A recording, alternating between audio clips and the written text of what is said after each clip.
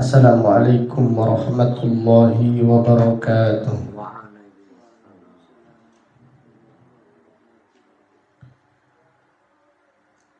Innal hamdalillah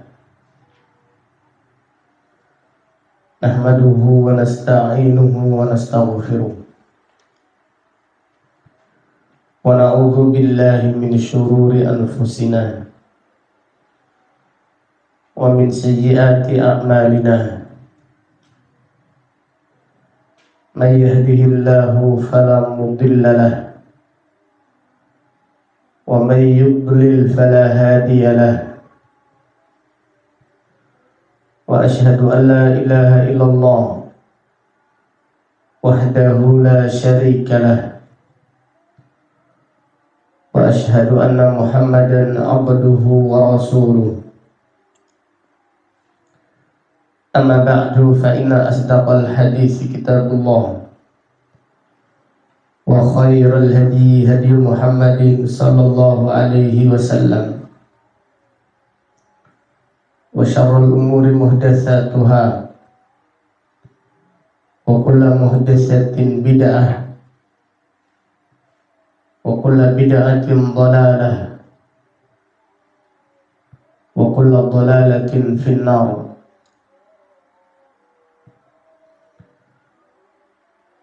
Allahumma faqihna fid din wa 'allimna ta'wil. Allahumma 'allimna ma yanfa'una wanfa'na bima 'allamtana wa zidna 'ilman wa aslih lana sya'nana kullahu wa la takilna ila anfusina tarfata 'ainin.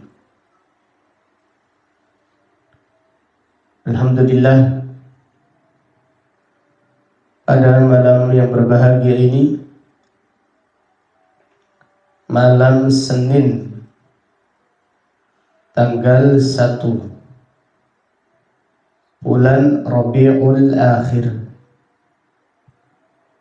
tahun 1445 Hijriah, dengan izin Allah Ta'ala kita melanjutkan kembali kajian tafsir Al-Quran dari kitab ringkasan tafsir Al-Imam Ibnu Katsir rahimahullahu ta'ala rahmatan wasi'ah. Pada kesempatan malam ini kita akan mengkaji tafsir surat At-Tin. Surat At-Tin termasuk kumpulan surat Makkiyah. Surat At-Tin termasuk kumpulan surat Makkiyah, yang artinya diturunkan sebelum hijrah. Jadi surat At-Tin termasuk kumpulan surat Makkiyah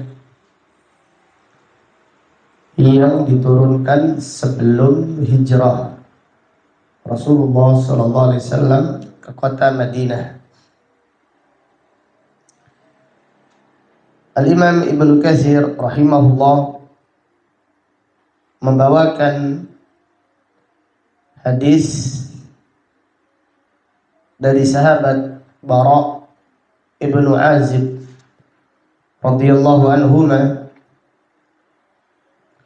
kana an-nabiy sallallahu alaihi wasallam yaqra'u fi safarihi fi ihdar raq'ataini bit-tini waz-zaitun. Bara' Ibnu Azib radhiyallahu anhuma berkata, Rasulullah sallallahu alaihi wasallam membaca ketika safar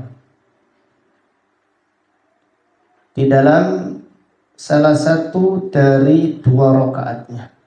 Itu salat Isya.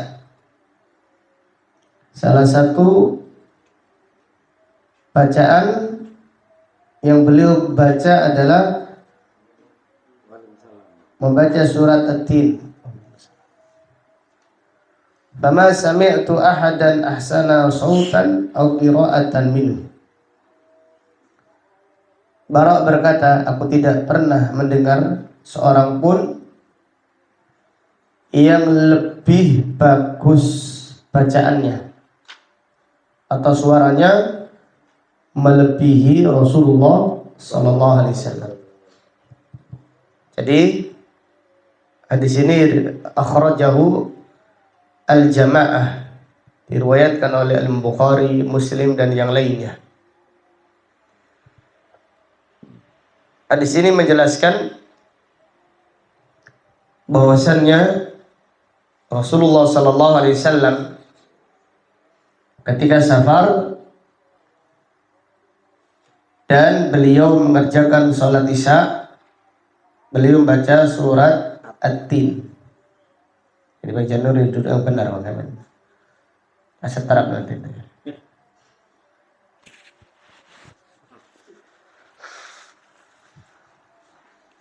Jadi beliau membaca surat At-Tin di dalam salah satu rakaatnya ketika beliau sholat Isya.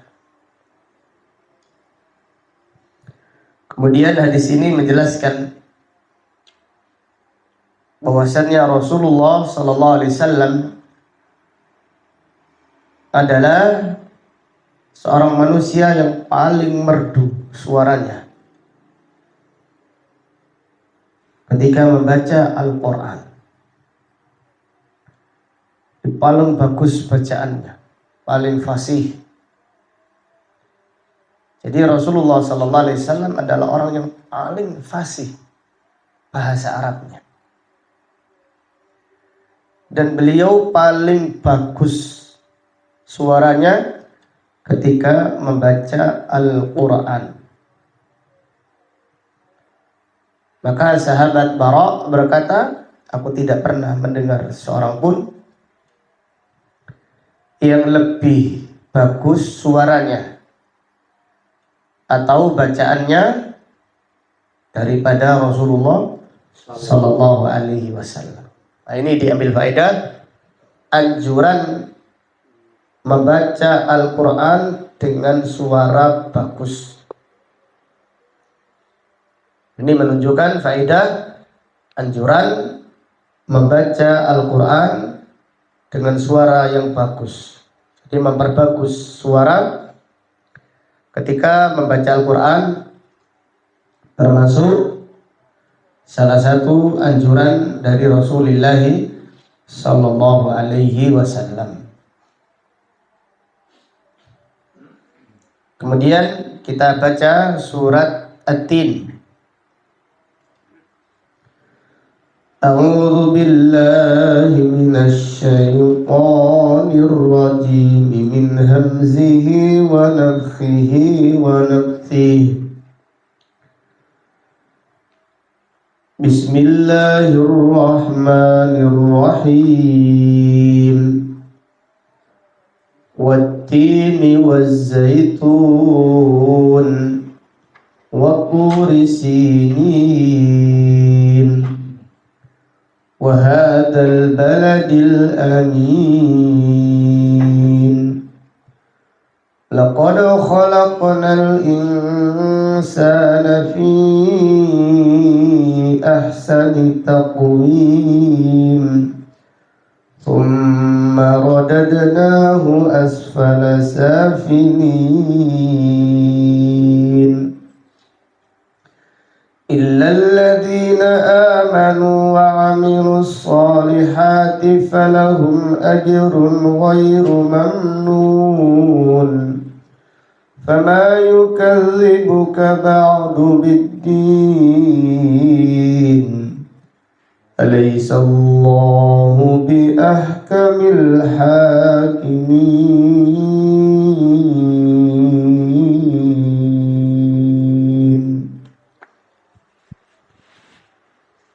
Baca artinya Bang Jenduri, suara yang keras. Demi buah tin dan buah zaitun, dan demi bukit Sinai, dan demi kota Mekah ini yang aman. Sesungguhnya kami telah menciptakan manusia dalam bentuk yang sebaik-baiknya. Kemudian kami kembalikan dia ke tempat yang serendah-rendahnya, yaitu neraka.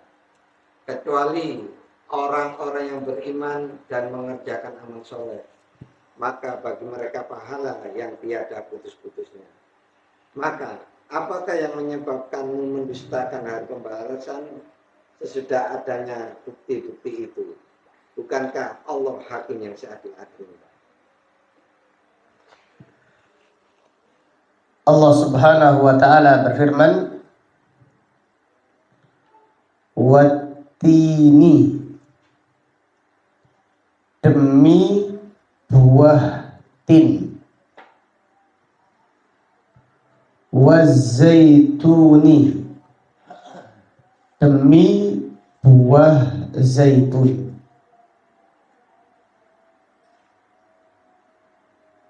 Allah Subhanahu wa taala bersumpah menyebutkan makhluknya untuk menunjukkan keutamaannya. Allah bersumpah menyebutkan makhluk untuk menunjukkan keutamaannya. Jadi apabila Allah bersumpah menyebut demi buah tin, demi buah zaitun, ini menunjukkan faedah bahwasannya buah tin atau buah zaitun memiliki banyak keutamaan.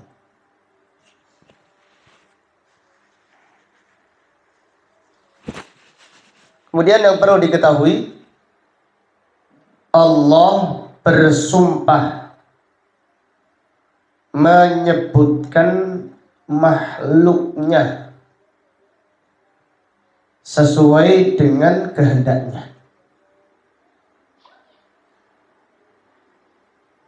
Akan tetapi manusia tidak boleh bersumpah kecuali menyebut Allah. Jadi Allah bersumpah demi masa, demi waktu, demi kota Mekah, demi gunung Tur Saina. Allah bersumpah menyebutkan makhluk sesuai dengan kehendaknya. Tetapi manusia tidak boleh bersumpah kecuali menyebut nama Allah atau sifat-sifatnya. Waalaikumsalam. Jadi manusia tidak boleh bersumpah. Tidak boleh bersumpah kecuali menyebut nama Allah atau sifat-sifatnya. Rasulullah sallallahu alaihi wasallam bersabda, "Man kana halifan falyahlif billah." Siapa yang bersumpah, maka bersumpahlah menyebut nama Allah. Wa man halafa bi ghairillahi faqad kafara au asyraka. Siapa yang bersumpah dengan selain Allah, maka dia telah melakukan perbuatan kufur atau dia telah melakukan kesyirikan. Jadi kita tidak boleh bersumpah kecuali menyebut nama Allah atau sifatnya, wallahi, demi Allah, atau billahi. Nah, demikian. Adapun kita bersumpah demi buah tin, tidak boleh. Ini adalah kekhususan Allah. Bersumpah menyebut makhluk adalah kekhususan Allah Subhanahu wa ta'ala. Dan apabila Allah bersumpah menyebutkan makhluknya, maka itu menunjukkan keutamaannya. Jadi buah tin adalah buah yang banyak faedahnya, yang banyak manfaatnya untuk kesehatan. Bagi siapa yang mendalami, bagi siapa yang mengkonsumsinya, akan mendapatkan manfaat yang besar dari buah tin. Adapun zaitun, Rasulullah Shallallahu Alaihi Wasallam bersabda, "Kulu min hadhihi syajarah, waddahinu biha, fa innaha tanbutu, fa innaha takhruju min syajaratin mubarakah." Rasulullah Shallallahu Alaihi Wasallam bersabda, makanlah buah zaitun dan berminyaklah dari minyak zaitun. Minumlah minyak zaitun, berminyaklah badan kalian, olesilah dengan minyak zaitun. Karena zaitun keluar dari pohon yang diberkahi. Jadi pohon zaitun adalah pohon yang diberkahi. Ini sabda Rasulullah Sallallahu Alaihi Wasallam. Jadi subhanallah, ada peneliti Jepang setelah melakukan penelitian bahwasannya manusia ketika usianya 35 tahun lebih, otomatis ketahanan tubuhnya berkurang. Tidak sama yang usia 25, 30, 33. Mulai penurunan di usia 35.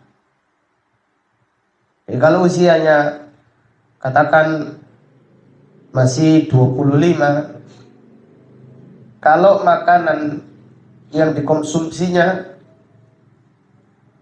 mengandung kolesterol atau yang lainnya, tubuhnya masih bisa mengeluarkan racun-racunnya. Tetapi kalau usianya 35 ke atas, ini sudah ada warning, peringatan, jangan berlebihan memakan makanan yang mengandung kolesterol berat. Nah, ini diteliti. Kemudian peneliti Jepang tersebut tertarik dengan zaitun. Kok disebutkan berkali-kali di dalam Al-Quran? Zaitun ini disebutkan seperti ini, watini wa zaitun. Dan disebutkan dalam surat An-Nur, disebutkan di dalam surat Al-Mu'minun, surat An-Nahl. Jadi ada 7 ayat di dalam Al-Quran yang menyebutkan buah zaitun. Setelah diteliti,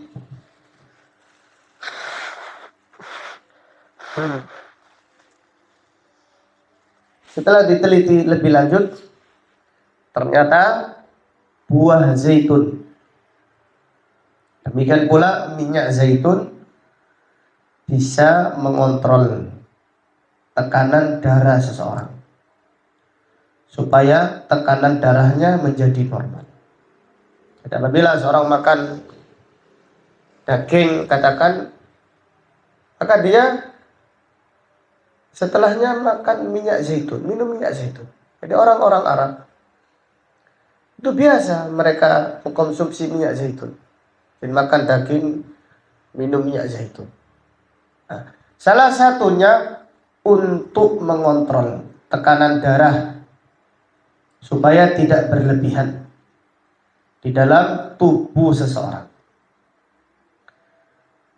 Ini menunjukkan mukjizatnya Al-Quran. Nah, setelah itu peneliti tadi masuk ke dalam agama Islam karena mengetahui kebenaran Al-Quran. Jadi buah namanya disebut dalam Al-Quran. Ini bukan main-main.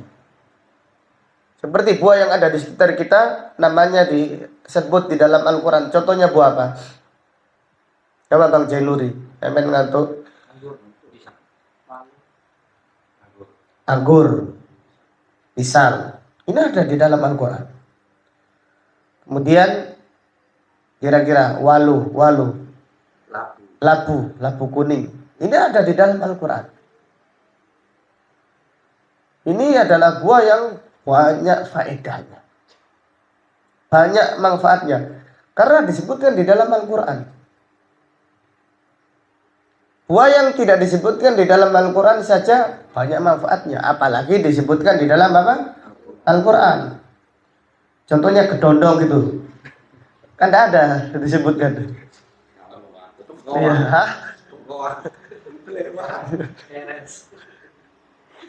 jadi intinya nggak ada disebutkan di dalam Al-Quran, di dalam hadis, apalagi yang ada. Ini menunjukkan banyak sekali manfaatnya. Jadi contohnya minyak goreng. Makanan yang digoreng dengan minyak zaitun lebih sehat daripada minyak yang lainnya. Tapi otomatis tidak menyehatkan apa? Keuangan ya. Iya. Jadi lebih sehat tapi ya memang lebih mahal minyak zaitun. Konsumsi biasa saja. Sebelum tidur atau ketika bangun tidur minum 1 sendok atau 2 sendok minyak zaitun sebagai bentuk ikhtiar agar kita diberi badan yang sehat. Dan tambahan faedah. Apa manfaatnya disebutkan tin, zaitun, disebutkan hijama, berbekam, disebutkan sholat. Ini ada faedahnya. Kalau orang itu sehat walafiat, ibadahnya lebih semangat daripada orang yang sakit-sakitan. Jelas ya?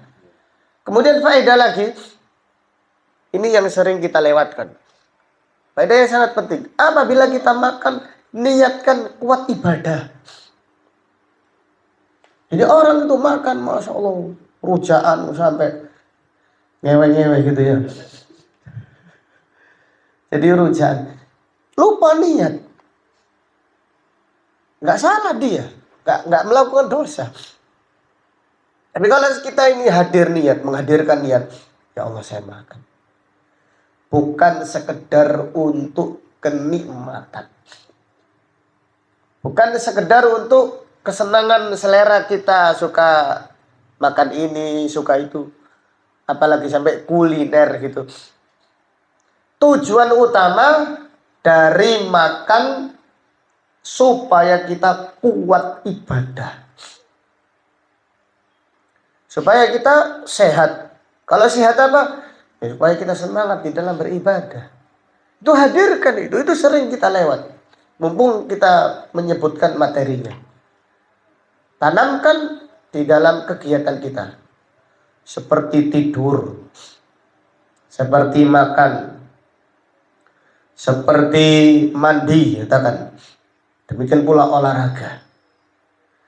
Ini kan kegiatan untuk menyehatkan.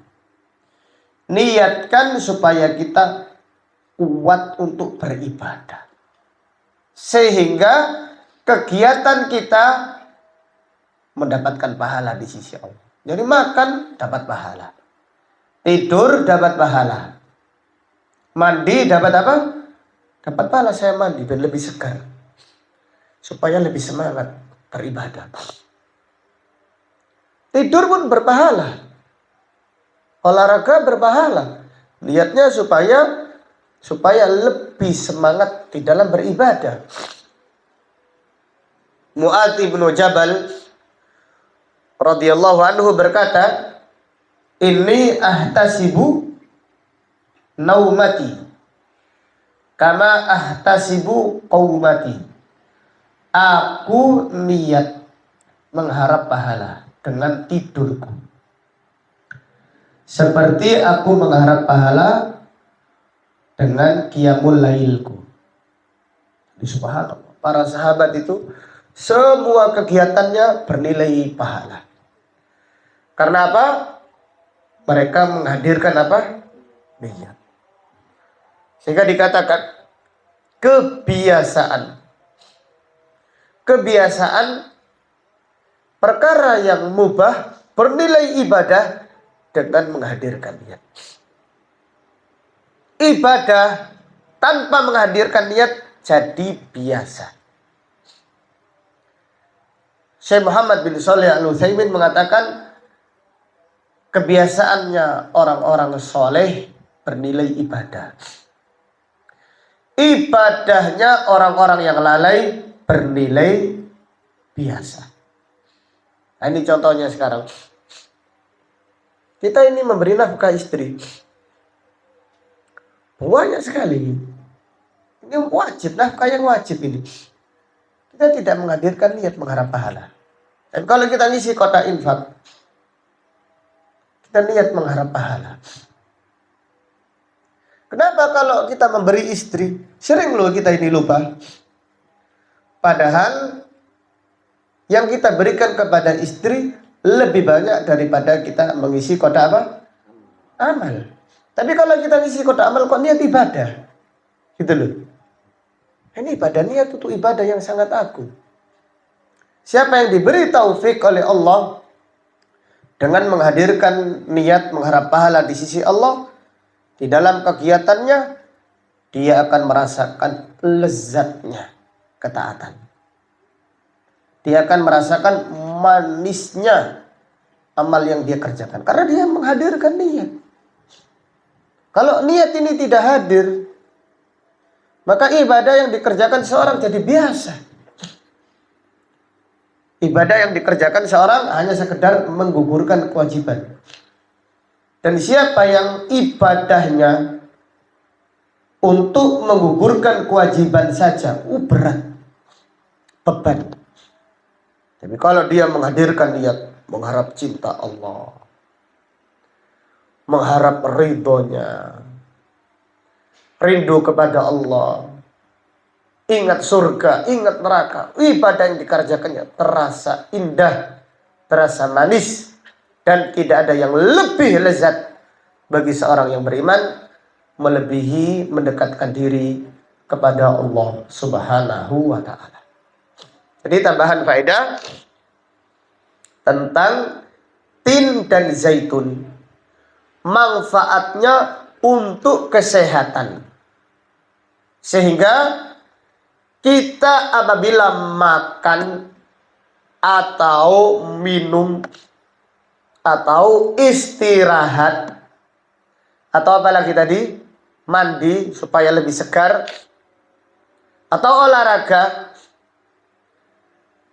maka niatkan, itu semua niatkan agar kita ini kuat di dalam beribadah kepada Allah Subhanahu wa ta'ala. Kalau kita tidak meniatkan, maka ibadah kita ini tidak kuat. Coba kita latih, makan ya Allah, saya makan. Kuatkan saya beribadah kepadamu. Kita nanti lebih kuat. Sedikit demi sedikit Allah memberikan kekuatan lebih kepada kita untuk beribadah kepadanya. Lama-kelamaan jadi kecintaan kita itu akan menjadi cinta beribadah. Jadi kita ini belum sampai level mencari waktu untuk ibadah. Karena waktu kita banyak yang terbuang sia-sia. Kalau levelnya para salaf sampai cari-cari waktu. Karena mereka merasakan nikmatnya beribadah kepada Allah. Nikmatnya berkholwat menyendiri. Diri, dzikir, baca Al-Quran, baca kitab, Masya Allah. Nikmat. Apa kita sudah merasakannya? Kalau kita belum merasakan, jangan putus asa. Kejar, insya Allah bisa. Allah akan memberi bagi siapa yang meminta. Allah akan membuka bagi siapa yang bersungguh-sungguh. Walladzina jahadu fina lanahdiyannahum subulana wa innallaha lama'al muhsinin. Siapa yang bersungguh-sungguh di jalan kami, maka kami akan membukakan untuknya pintu-pintu kebaikan. Dan sesungguhnya Allah bersama orang-orang yang melakukan kebaikan. Dan ayat yang kedua, Allah Ta'ala berfirman, wa turi sinin, demi gunung Tur Saina. Demi gunung Tur Saina. Gunung Tur Saina adalah gunung yang agung, yang disebutkan oleh Allah di dalam Al-Quran beberapa kali. Allah menyebutkan gunung Tur Saina beberapa kali di dalam Al-Quran. Dan Nabi Musa alaihissalam diperintahkan oleh Allah beribadah di atas gunung Tur Saina selama 40 hari. Jadi Nabi Musa alaihissalam beribadah di atas gunung Tur Saina. Beliau berpuasa dan beribadah kepada Allah, sholat, berzikir selama 40 hari, yaitu di bulan Dzulqa'dah ditambah 10 hari bulan Dzulhijjah. Itu dilakukan oleh Nabi Musa alaihissalam di atas gunung Tur Saina. Dan Nabi Musa alaihissalam mendapatkan kitab Taurat di atas gunung Tur Saina.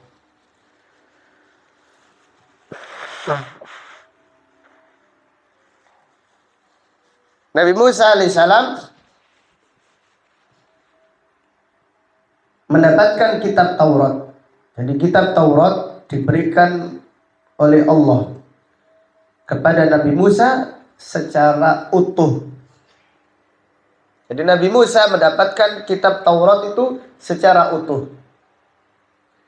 Dan itu diberikan oleh Allah kepada Nabi Musa di atas gunung apa? Tur Saina atau Tur Sina. Itu gunung yang agung. Allah berbicara kepada Nabi Musa secara langsung ketika Nabi Musa berada di atas gunung Tur Sina. Jadi Allah berbicara kepada Nabi Musa secara langsung, tidak melalui perantara malaikat Jibril. Maka disebutkan oleh Al-Imam Ibnu Katsir di sini, qala Ka'ab al-Ahbar wa ghairu wahid wal jabal alladhi kallamallahu alaihi Musa. Gunung Tur Saina adalah gunung yang di atasnya, ketika Nabi Musa di atas gunung tersebut, Allah berbicara kepada Nabi Musa alaihissalam secara langsung. Jadi gunung Tur Saina termasuk gunung yang penuh sejarah. Tetapi tidak dianjurkan menziarahi gunung apa? Tur Saina. Tidak ada dalilnya. Walaupun banyak sejarahnya, iya.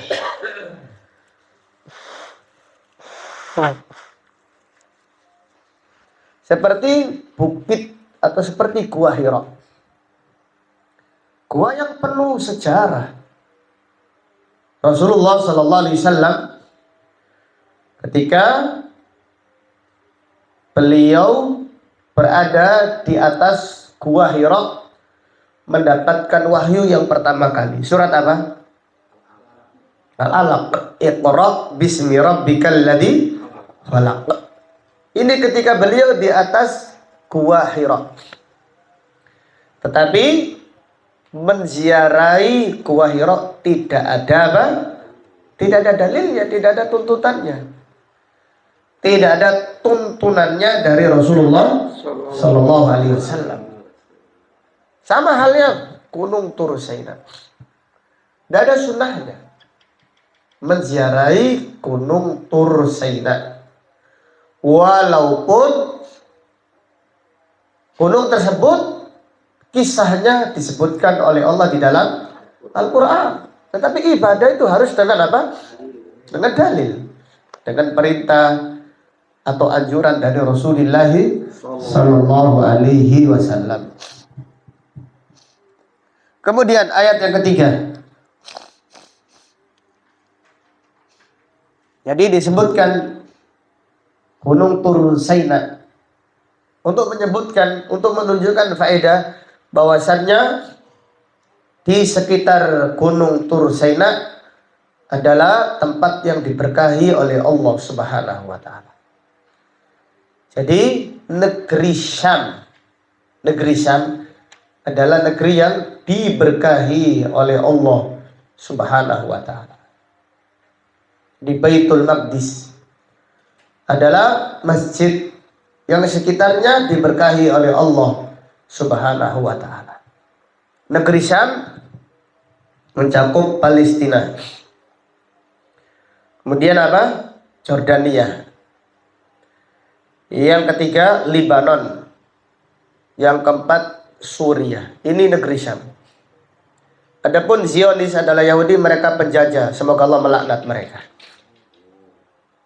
Adapun Yahudi yang sekarang ada di Palestina, mereka adalah penjajah, teroris internasional Yahudi. Laknatullah alaihim. Semoga Allah melaknat orang-orang Yahudi dengan laknat yang besar. Allahumma la'anhum la'nan kabira.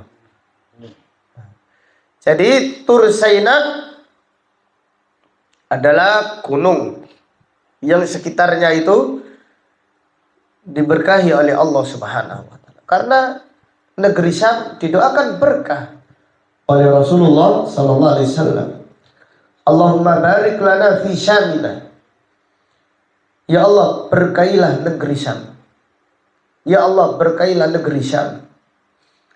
Allahumma barik lana fi Syamina. Syam kita, negeri Syam, berkailah ya Allah. Hadis riwayat Imam Bukhari. Jadi negeri Syam adalah negeri yang mubarakah, yang diberkahi oleh Allah Subhanahu wa taala. Maka diperebutkan oleh orang-orang Nasrani, orang-orang Yahudi. Terjadi perang salib antara umat Islam dan orang-orang Nasrani bertahun-tahun, puluhan tahun, atau bahkan lebih. Kisah Salahuddin Al-Ayyubi adalah kisah perjuangan orang-orang Palestina. Bagaimana Salahuddin Al-Ayyubi menaklukkan pasukan salib, mengusir mereka dari negeri Palestina. Sekarang Yahudi berusaha untuk merebut apa? Palestina, merebut Masjidil Aqsa dari kaum muslimin. Padahal Masjidil Aqsa itu miliknya umat Islam. Rasulullah sallallahu alaihi wasallam ketika peristiwa Isra dan Mi'raj, beliau salat di Masjidil Aqsa sebelum Allah mengangkatnya ke langit untuk mendapatkan perintah salat. Terlebih dahulu beliau mendatangi Palestina, yaitu Masjidil Aqsa. Allah Ta'ala berfirman, Subhanalladzi asra bi'abdihi laylan minal masjidil harami ilal masjidil aqsa alladzi barakna haulahu linuriyahu min ayatina innahu huwas samiul basir. Jadi ayat ini menjelaskan bahwasannya Allah memperjalankan nabinya di malam hari dalam keadaan sadar, bukan dalam keadaan tidur, dari Masjidil Haram sampai Masjidil Aqsa yang kami berkahi sekitarnya. Jadi negeri Syam adalah negeri al-anbiya, negerinya para nabi dan para rasul. Tempat Rasulullah SAW diperjalankan oleh Allah dari Masjidil Haram sampai Masjidil Aqsa. Kemudian kita lanjutkan. Jadi Masjidil Aqsa adalah masjid yang diberkahi.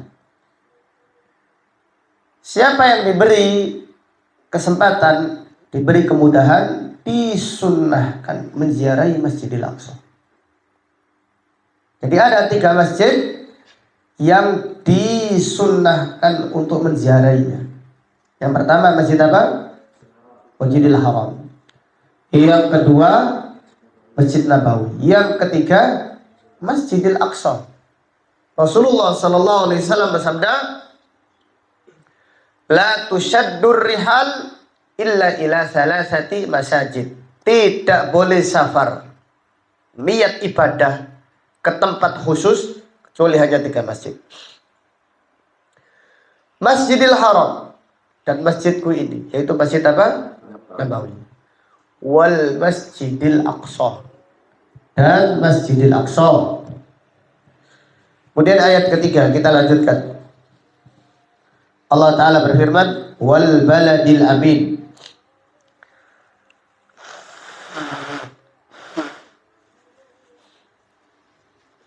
Allah berfirman, wa hadzal baladil amin.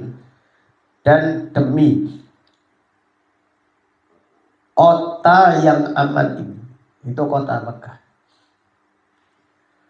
Kota Mekah adalah kota yang aman. Karena di kota Mekah terdapat Ka'bah. Kota Mekah adalah kota yang aman karena di kota Mekah terdapat Ka'bah. Ka'bah ini qiyaman linnas, tanda tegaknya urusan manusia, baik urusan agama atau urusan dunia. Tandanya urusan manusia masih tegak adalah Ka'bah masih ada. Kalau Ka'bah hilang, maka Islam berarti sudah tidak ada. Kalau Islam tidak ada, berarti akan tiba yang namanya hari apa? Kiamat. Subhanallah. Allah Ta'ala berfirman, ja'alallahul ka'batal baital harama qiyaman linnas. Allah menjadikan Ka'bah rumah yang suci, qiyaman linnas, sebagai tanda tegaknya urusan manusia, baik urusan agama atau urusan dunia. Tanda tegaknya dunia ini ada Ka'bah. Ketika Ka'bah masih ada, jadi kiamat belum tiba. Tapi kalau Ka'bah sudah tidak ada, ini kan hari kiamat tinggal beberapa saat saja, sangat dekat sekali. Maka Allah berfirman, wa hadzal baladil amin, demi kota yang aman ini. Itu kota Mekah, kota yang aman. Ketika Abraha ingin menghancurkan Ka'bah, Allah yang menghadangnya. Dan Allah yang melenyapkan Abraha. beserta pasukannya yang bergajah. Dan kisahnya kita sudah baca di dalam surat Al-Fil. Bagaimana Allah mengutus burung apa? Burung ababil, burung yang kecil yang berwarna hijau. Allah belum mengirim singa atau makhluk-makhluk yang lainnya. Allah hanya mengirim burung kecil,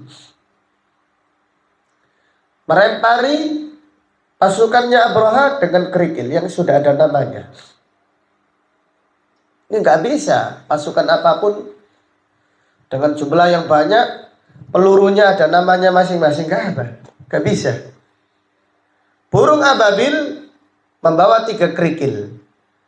2 kerikil ada di kakinya, 1 kerikil ada di paruhnya. Itu ada namanya masing-masing. Tidak keliru.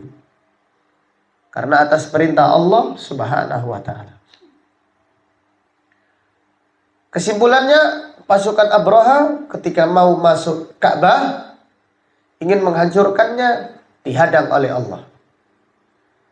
Allah yang mengadab mereka semuanya. Ini menunjukkan kota Mekah adalah kota yang aman, dijaga oleh Allah. Kemudian menjelang hari kiamat nanti ada pasukan besar untuk menyerang Ka'bah. Ketika mereka berada di padang pasir, semuanya ditenggelamkan oleh Allah ke dalam perut bumi. Saking besarnya pasukan tersebut sampai ada pasarnya. Sampai ada pasar, sampai ada orang yang berjualan makanan.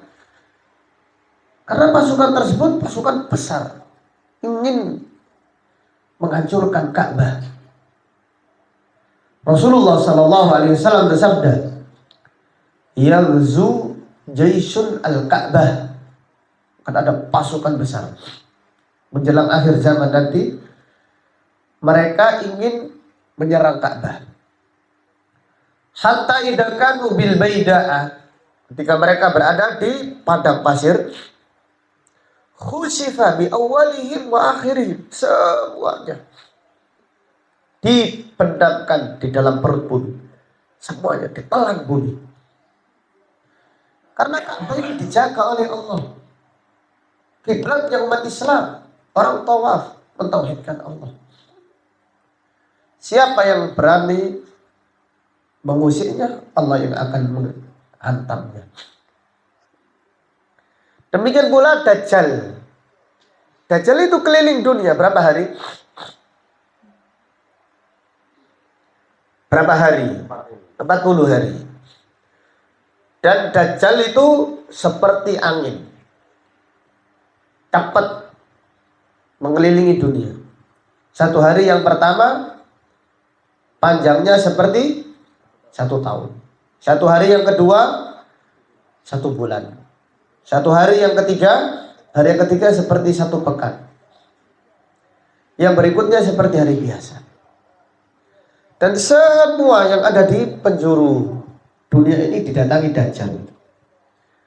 Termasuk Uin. Uin cermin termasuk. Iya. Jadi kecuali kalau nanti nggak tahu kita, Queen ini semuanya orang pergi. Jadi Dajjal akan mendatangi kerumunan-kerumunan.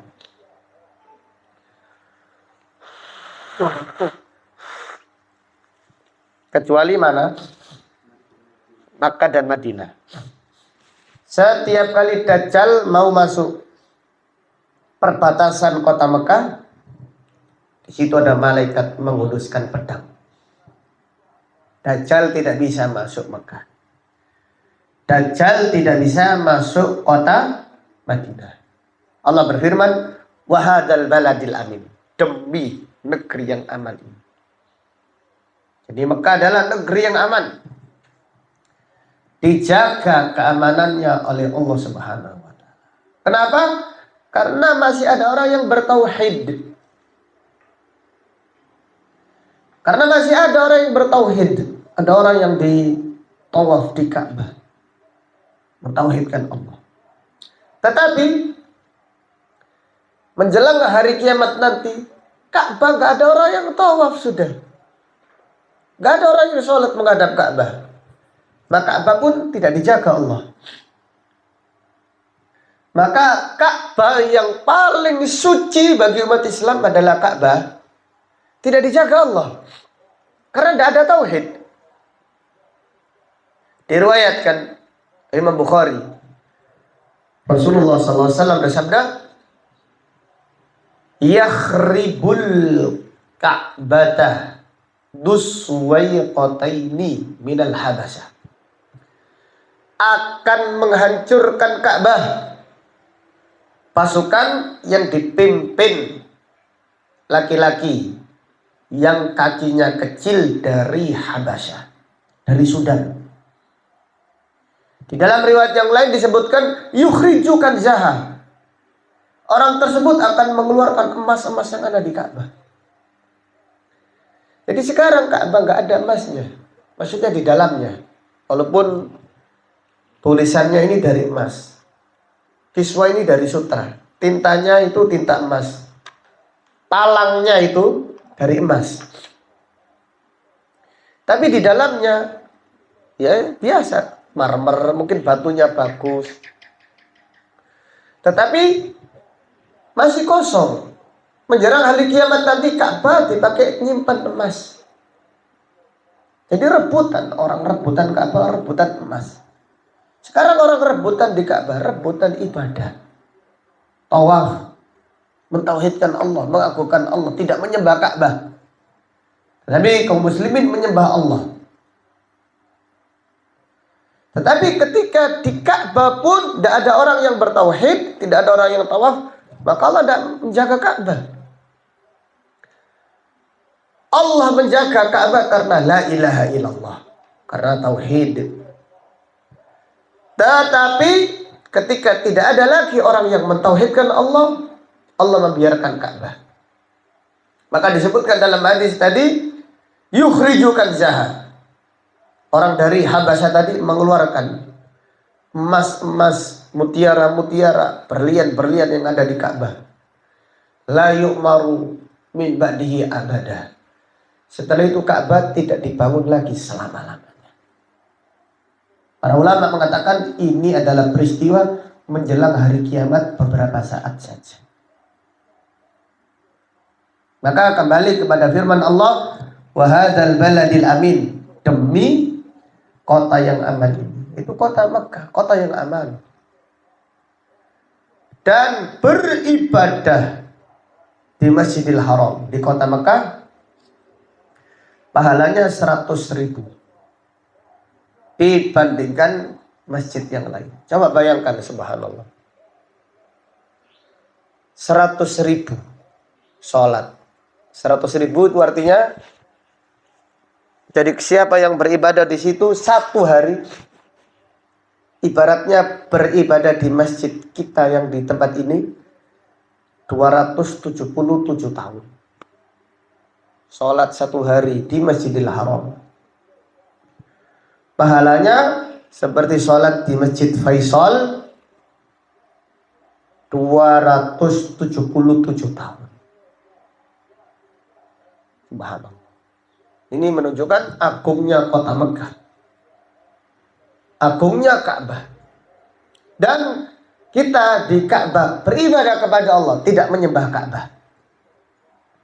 Allah Ta'ala berfirman, "Falyabudu rabb hadzal bait." Sembahlah Rabb, pemilik rumah ini, pemilik Ka'bah ini. Jangan menyembah rumah ini. Rasulullah sallallahu alaihi wasallam bersabda, "La tahlifu bil Ka'bah." Jangan bersumpah demi Ka'bah.